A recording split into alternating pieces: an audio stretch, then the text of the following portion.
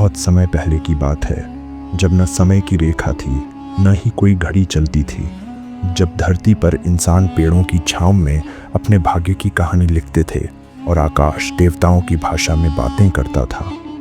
उस युग में जब मनुष्य और प्रकृति एक दूसरे के रहस्य समझते थे, एक ऐसा गांव था जिसका नाम था प्रालोक। ये गांव पहाड़ों की गोद में बसा हुआ था, नदियों के मधुर स्वर में सांस लेता था और चांदनी में सोता था। प्रालोक की सबसे अनमोल धरोहर था कुंजार वृक्ष, एक पेड़ जो धरती के गर्भ से सीधे आकाश के सीने तक फैला हुआ था। कहते थे यह वृक्ष पृथ्वी माँ ने अपने आंसुओं से सींचा था और वह हर दिन एक नया फल देता था, कभी स्वर्ण रंग का, कभी चांदी सा चमकता, कभी तो उसकी महक ही गांव को नशा दे जाती थी। प्रालोक गांव के लोग शांत थे, सरल थे और सच्चे थे। वे सूर्य को दिव्य पिता कहते थे और धरती को माँ धरणी। हर सुबह वे कुंजार वृक्ष के नीचे एकत्र होते, उसकी जड़ों को जल चढ़ाते और कहते, वृक्ष देव, तू हमारे जीवन का आधार है, तुझसे हम हैं, तेरे बिना कुछ नहीं। वृक्ष भी जैसे उत्तर देता था, उसकी पत्तियां हिलती और एक मनमोहक फल धीरे से नीचे आ गिरता, कभी नीलम सा, कभी अमृत बूंदों सा। हर दिन एक ही फल, मगर ऐसा फल जो पूरे गांव को तृप्त कर दे। गांव का हर बच्चा, हर वृद्ध, हर स्त्री पुरुष उस फल से केवल एक टुकड़ा ही खाता, मगर ऐसा लगता जैसे किसी देवता ने उन्हें छू लिया हो। लेकिन हर गांव में एक काली छाया होती है। उस गांव में एक युवक रहता था, विराट, जो अपने ही मन की आग में जलता था। वह दूसरों से अलग सोचता, अलग चलता। बचपन से ही उसमें कुछ ऐसा था जो उसे गांव से दूर कर देता। विराट जब भी कुंजार वृक्ष को देखता, उसकी आंखों में कोई पवित्रता नहीं जगती।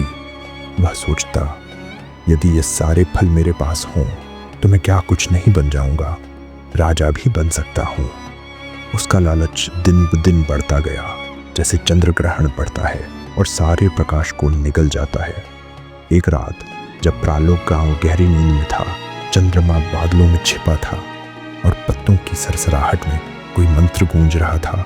विराट उठा, उसने एक थैला उठाया और कुंजार वृक्ष की ओर चल पड़ा। वृक्ष जैसे उसे देख रहा था, उसकी शाखाएं थरथराईं, जैसे कुछ कह रही हों, मत कर, मत कर। मगर विराट नहीं रुका। उसने वृक्ष के सारे फल तोड़ लिए, एक एक कर थैले में भरता गया और मुस्कुराता रहा। अब मैं राजा बनूंगा, अब कोई मुझसे बड़ा नहीं होगा। मगर जैसे ही अंतिम फल उसके हाथ में आया, वृक्ष से एक कराह निकली, एक हूक सी, और अगले ही पल वो पेड़ सूखने लगा। पत्तियां झड़ गईं, शाखाएं राख सी हो गईं, पूरा गांव कांप उठा। अगली सुबह जब गांव वाले पहुंचे तो कुंजार वृक्ष की हालत देख सब चीख पड़े। ये क्या हुआ? हमारे वृक्ष देव! बच्चे रोने लगे, स्त्रियां धरती पर बैठ गईं और बूढ़े हाथ जोड़कर आसमान की ओर ताकने लगे। हे मां धरणी, किसका पाप है यह?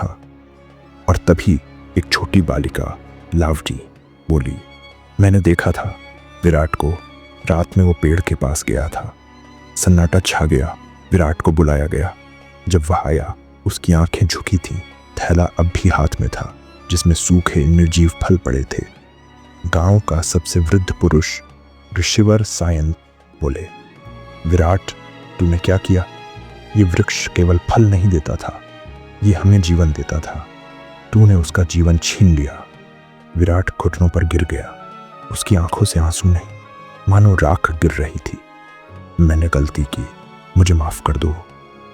ऋषिवर सायन ने कहा, माफी मिलती है पर पश्चाताप के साथ। तू इस सूखे वृक्ष के नीचे बैठेगा जब तक उसकी जड़ें फिर से हरियाली न ले लें। तू उसका सेवक बनेगा। विराट ने उसी क्षण व्रत लिया। दिन बीते, फिर महीने और फिर साल। वह पेड़ को जल चढ़ाता, मंत्र पढ़ता, गाता और कभी कभी बस बैठा रहता। और एक दिन एक कोपल निकली, फिर एक पत्ता, फिर एक फल, और कुंजार वृक्ष फिर हरा हो गया।